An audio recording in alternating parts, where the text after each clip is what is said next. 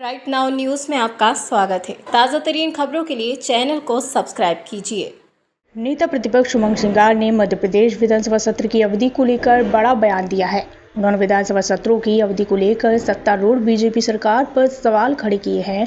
सिंगार ने कहा है कि एक साल में बजट, मानसून और शीतकालीन सत्र कम से कम 60 दिनों तक चलने चाहिए, लेकिन हकीकत यह है कि ये सत्र महज 15-20 दिनों में खत्म हो जाते हैं। उन्होंने कहा है कि यह प्रवृत्ति दर्शाती है कि बीजेपी सरकार जनता के मुद्दों से भागती रही है।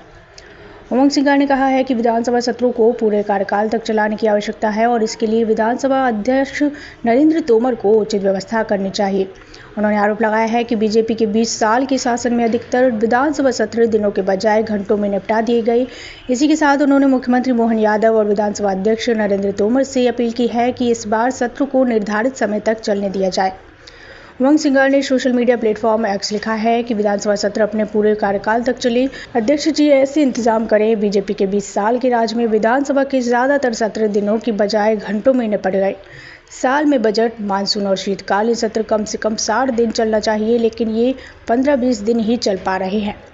एमपी की बीजेपी सरकार हमेशा जनता के मुद्दों से भागती रही है। यही वजह है कि हर बार महाने से सत्र खत्म कर दिया जाता है। ये सरकार की जिम्मेदारी है कि वो सभी विधायकों को अपनी बात कहने का पर्याप्त समय दे। ये जनता के प्रति उनकी जवाबदेही भी है। जनता के सवाल बढ़ रहे हैं और सत्रों की अवधि घटती जा रही है। क्षेत्र की समस्याओं पर सदन में चर्चा कम ही होती है। इससे जनता में संतुष्टि का भाव नहीं आता। इस बार विधानसभा अध्यक्ष नरेंद्र तोमर और सीएम को ऐसी व्यवस्था करना चाहिए कि सत्र अपने पूरे समय तक चले। विधायकों को अपनी बात रखने का पर्याप्त समय दिया जाए।